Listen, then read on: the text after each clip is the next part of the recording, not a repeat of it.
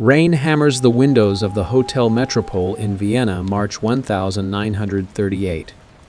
Inside a small room on the top floor, Baron Louis Nathaniel de Rothschild sits on the edge of a narrow bed. His tailored suit is crumpled, cuffs stained with days-old sweat. Gestapo guards speak in low German outside the door. Their boots echo down the corridor. He's been here for weeks, isolated, no visitors, no word from his wife or children who fled west. A single bulb swings overhead, casting shadows across peeling wallpaper. The air smells of damp concrete and cigarette smoke from the guards' shift changes. Louis stares at his hands, the same hands that once signed loans to rebuild nations after the Great War. The door opens. An officer steps in, carrying a single sheet of paper. "Your freedom," he says, voice flat, "has a price. $21 million. The largest ransom ever demanded for one man." Louis signs without hesitation. His hand is steady despite the tremor in his chest. He knows the family vaults in London, and Paris will bleed to pay it. The pen scratches across paper, each stroke erasing decades of accumulated power. As he walks out into the cold March air, the Anschluss banners snap in the wind. Red and black. The man who once commanded empires of credit now owes his life to the very regime that will soon swallow everything he built. Behind him, the metropole's windows glow yellow in the dusk. Inside those rooms, confessions are extracted, assets catalogued, empires dismantled. Louis pulls his coat tighter. The street is empty, except for military trucks rolling toward the Jewish quarter. He doesn't look back. What price does a dynasty pay when the world turns against it? Hit like if you're ready to see the shadows behind the gold. Subscribe for more stories where luxury meets ruin. Frankfurt, late 18th century. The Judengasse. A narrow alley 300 meters long, crammed with Jewish families behind locked gates at night. Above the door, Rothschild in German, the family name itself. He starts as a coin dealer trading rare pieces with Hessian princes. By 1769, he's managing the finances of Landgrave William IX of Hesse Castle, one of Europe's richest men.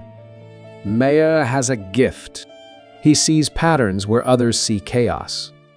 He understands that information is currency, that speed matters more than gold. Then Napoleon sweeps across the continent. William flees, leaving chests of gold and silver in Mayer's care. Mayer doesn't panic. He hides them, smuggles them through French lines, invests them in British bonds and continental trade. While Europe burns, Mayer builds. His 5 sons, the 5 arrows, fan out across Europe like spokes on a wheel. Nathan to London, James to Paris, Salomon to Vienna, Karl to Naples. Amschel stays in Frankfurt. Each arrow points to a different throne, a different source of power. They communicate in code, Yiddish mixed with German and French. Couriers on horseback racing through the night, dodging border patrols and customs agents. The network moves faster than official dispatches. In 1815, Nathan in London receives word of Waterloo before the British government does. He doesn't celebrate. He acts. He buys government bonds when panic sells them cheap. Sells when victory news breaks across London's financial district. Fortune multiplies overnight. By 1820, the family controls more wealth than most European monarchies. They begin to build their physical empire. The estates rise like monuments to ambition. Waddesdon Manor in Buckinghamshire, Ferdinand de Rothschild commissions it in 1874, modeled after French Renaissance H-Toe. Grand stone house with French gardens, fountains lit by gas lamps. The wine cellars alone span an acre underground stocked with vintages from Bordeaux, Burgundy, and the Rhine. Very in France, James de Rothschild builds it in 1855. Marble halls wide enough for carriages. Crystal chandeliers imported from Bohemia, each weighing over a ton. The dining room seats 200 guests beneath frescoed ceilings, depicting mythological scenes of abundance and power. In Vienna, Salomon acquires a palace on the Ringstrasse. The ballroom features inlaid floors of rare woods, Brazilian rosewood, Italian walnut, African ebony. When Strauss conducts there, the acoustics carry the music through 14 interconnected rooms. They collect art with the same precision they apply to finance. Rembrandts purchased from Dutch estates fallen on hard times. Raphaels acquired from Italian families selling off ancestral collections. The paintings hang in private galleries where cigar smoke curls under low ceilings and conversations happen in whispers. Art is not decoration. It is portable wealth. A Vermeer can be crated and shipped across borders when cash cannot. They marry cousins to keep wealth consolidated. Bloodlines pure. Between 1824 and 1877, of 36 Rothschild marriages, 30 are between first or second cousins.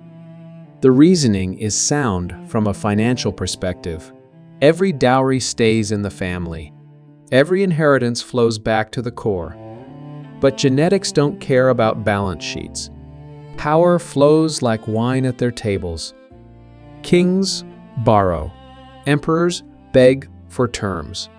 The Rothschilds finance Britain's purchase of Suez Canal, shares in 1875 £4 million, loaned to Disraeli's government in a single afternoon, securing Britain's route to India and dominance over global trade. They bankroll Cecil Rhodes in South Africa. De Beers diamonds, they control the flow of gems that light up Europe's ballrooms and adorn the necks of queens. Railways across Austria-Hungary. Mines in Spain. Vineyards in Bordeaux. The tentacles spread. Nathan Rothschild in London becomes the de facto banker to the British Empire. When the Chancellor of the Exchequer needs gold, he doesn't consult Parliament first. He consults Nathan. In Paris, James de Rothschild finances the reconstruction after Napoleon's final defeat. He funds railways that connect Paris to the provinces, turning France into a modern industrial state. The rise feels endless. Velvet curtains part for them at the opera. Rolls-Royce silver ghosts wait at marble steps. Chauffeurs in peaked caps open doors while footmen hold umbrellas against the London drizzle. At Waddesdon, weekend house parties last for days. Guests include prime ministers, Russian grand dukes, American industrialists, trying to learn the secrets of old money. The menus feature 18 courses, champagne from the family's own vineyards, cigars rolled in Havana and aged in cedar-lined humidors. Yet in quiet moments, Mayer's old warnings echo. Unity is strength.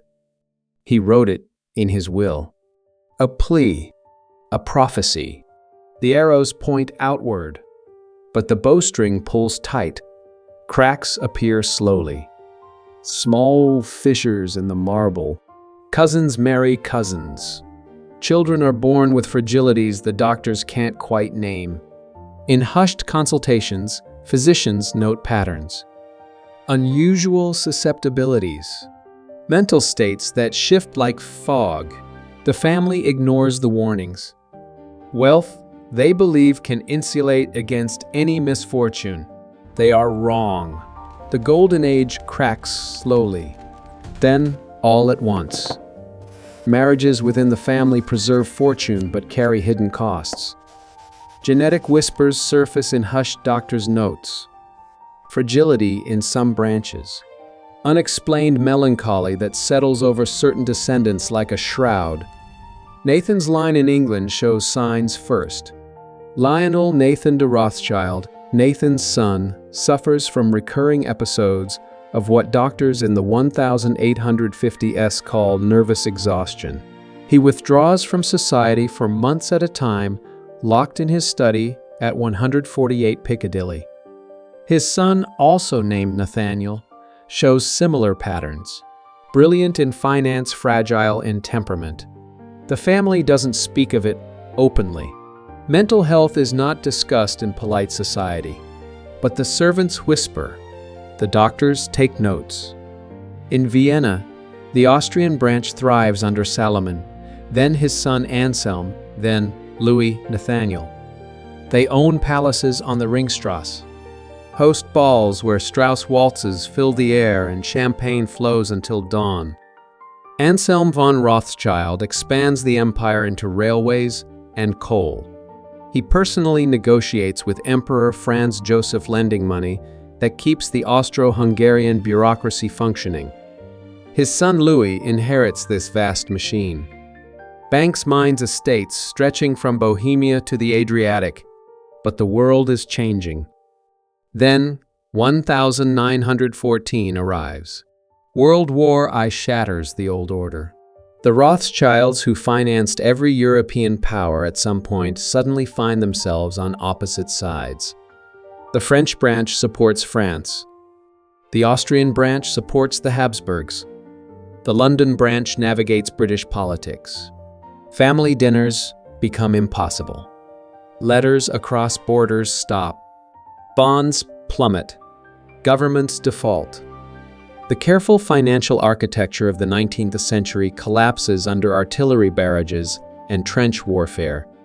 The family survives. Wealth has inertia, but the center weakens.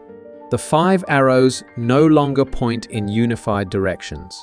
In Russia, the brief Rothschild presence vanishes entirely when the Bolsheviks seize power in 1917. Assets nationalized.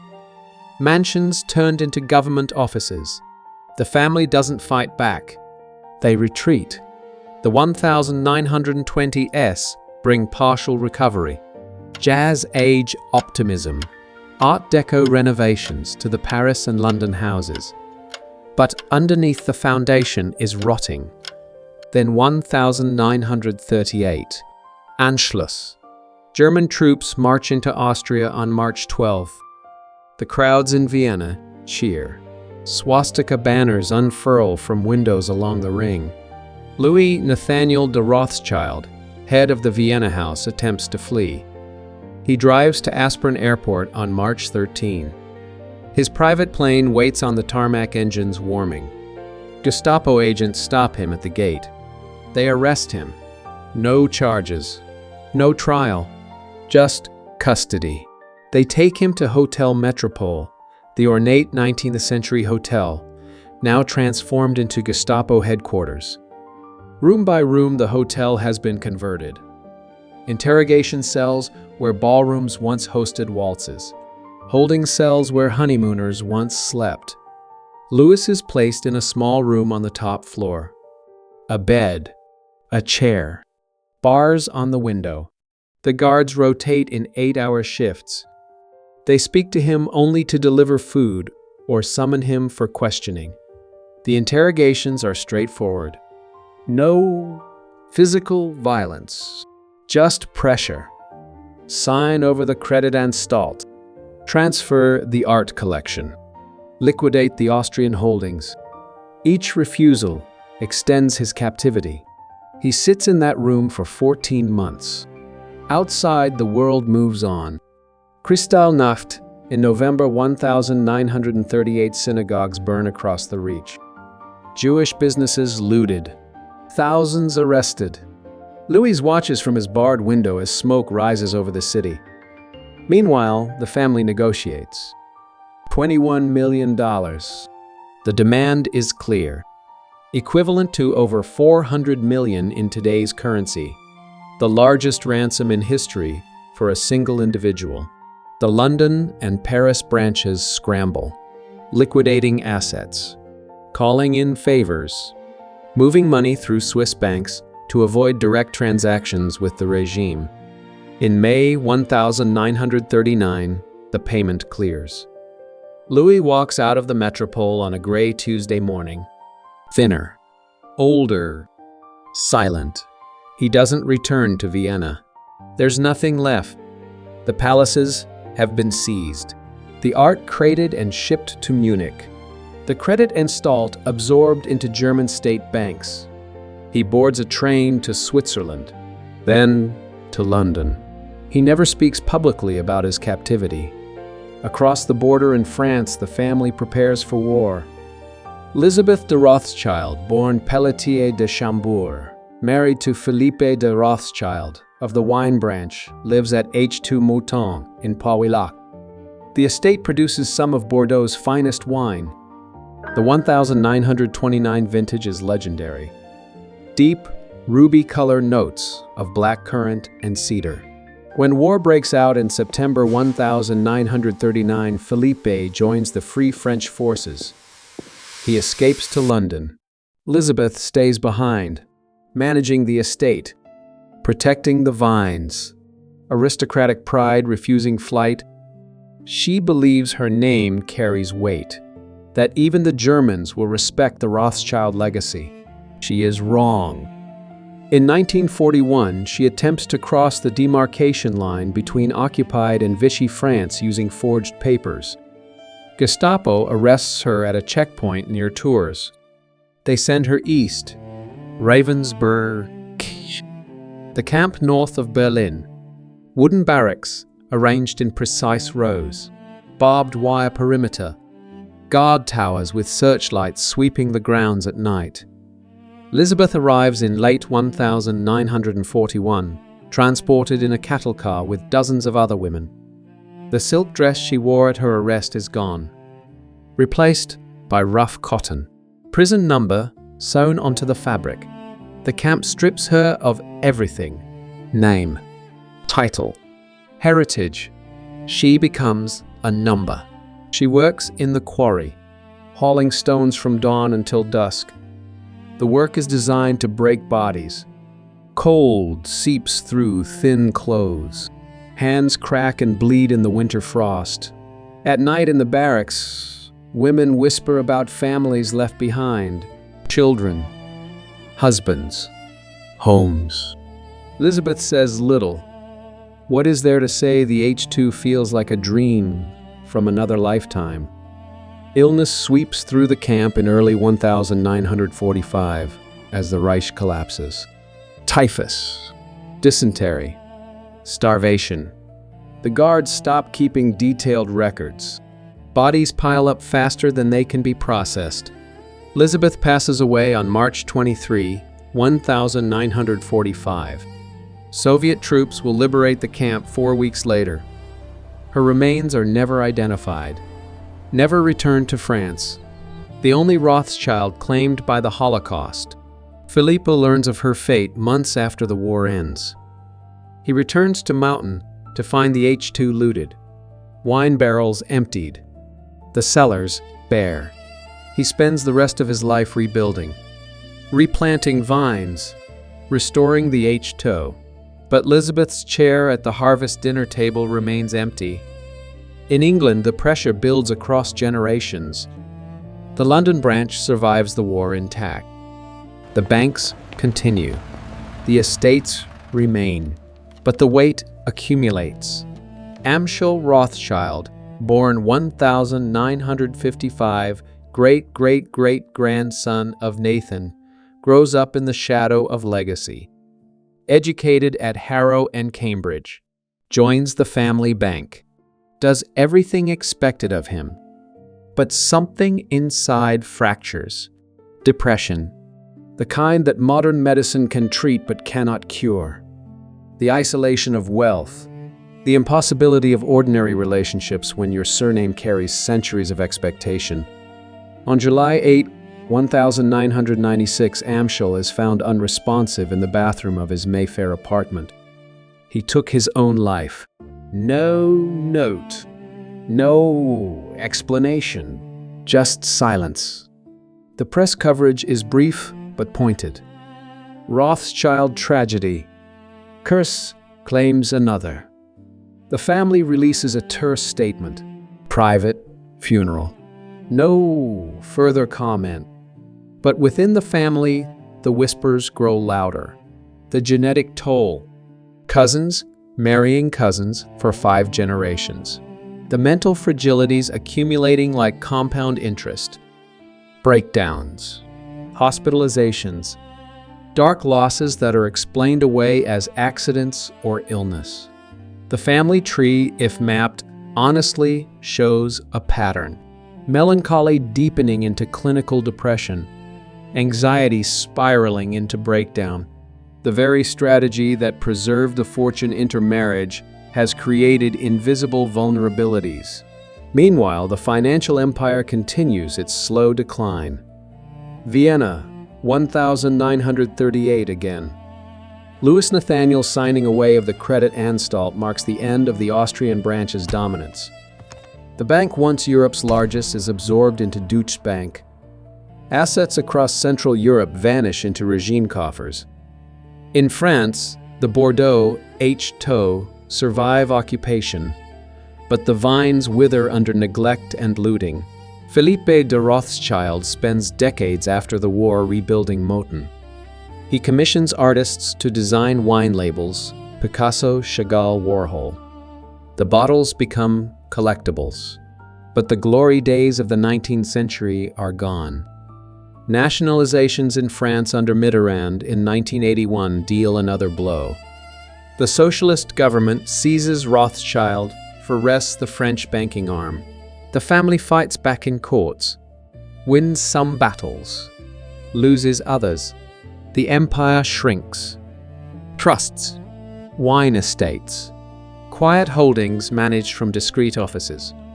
Power once shouted from boardrooms now murmurs behind closed doors. The fall is not dramatic.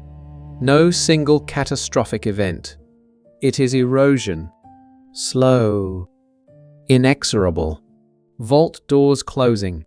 Keys turned by hands that once commanded nations, but now merely manage inheritances. The 20th century grinds the dynasty down. Not through failure, but through the simple fact that the world has moved on. American banks rise. Goldman Sachs, J.P. Morgan. They eclipse the old European houses. The Rothschilds remain wealthy. But wealth and power have separated.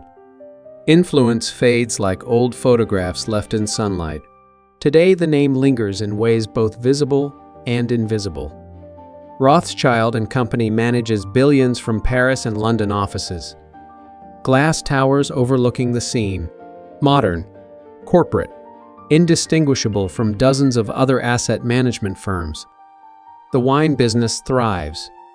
Chateau Lafite bottles sell for thousands at auction. Labels pristine. Vintages cataloged and coveted by collectors from Shanghai to San Francisco. Moten Rothschild Philippe's rebuilt legacy produces wine that sommeliers call transcendent. Each bottle carries the weight of survival. Waddesdon Manor in Buckinghamshire has been donated to the National Trust. The public tours the gardens, admires the art collection, and buys tea in the converted stables. But the family rooms stay locked. The private quarters closed to tourists. Some heirs live quietly. Jacob Rothschild IV, the Baron Rothschild, dedicates himself to art and philanthropy. He funds museums, restores historic buildings, speaks rarely to the press. Others have vanished entirely from public view, married into other families, changed their names, sought anonymity that wealth alone can buy. The curse, if it exists, is not supernatural. It is the price of power accumulated too fast, held too tightly, and defended too desperately.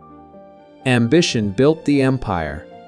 5 sons dispatched across Europe like chess pieces, each capturing a throne. But the same ambition isolated them. The decision to marry within the family, financially brilliant, genetically catastrophic.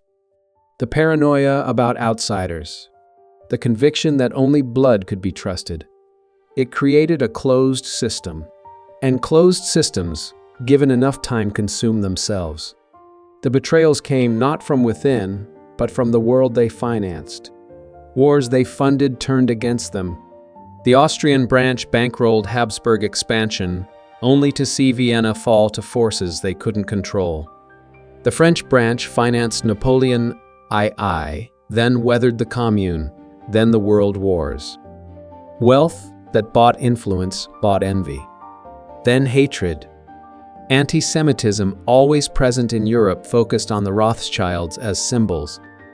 Conspiracy theories proliferated. Secret cabals. Hidden control. None of it was true. But truth matters less than perception when mobs are forming. In quiet estates scattered across Europe, the descendants still gather occasionally. Family reunions at Waddesdon. Wine tastings at Mouton. Dinners in London townhouses, where the silver is 200 years old and the conversation stays carefully neutral. They speak little of the past. Too much weight. Too many ghosts. Louis Nathaniel's 14 months in the metropole. Elizabeth's final days at Ravensbrae. Amschel's silence in Mayfair. The stories hang in the air, unspoken but ever present. Modern descendants have learned different lessons. Diversification. Not just financial but existential. Marry outside the family. Pursue careers beyond banking. Live in different countries. Speak different languages. Break the pattern that held for 2 centuries. Some have succeeded. They live well, contribute to society, and carry the name lightly. Others struggle with the shadow, the expectation. The question always asked at parties, are you those Rothschilds? The legacy is complex. They pioneered modern banking, created instruments and institutions that still function today. They patronized art on a scale few families have matched, preserved works that might otherwise have been lost. They also accumulated power with a ruthlessness that made enemies across generations. And when the reckoning came, when history turned and Europe convulsed, the carefully constructed empire shattered like crystal dropped on marble. Velvet curtains remained drawn in the private quarters of old estates. Against the night, against the past. The question Mayor Amschel asked his sons still echoes through empty ballrooms. Unity is strength. But what happens when unity becomes isolation? When strength becomes rigidity? When you own so much, what is left to lose? The answer, written across 2 centuries of history, is simple and terrible. Everything.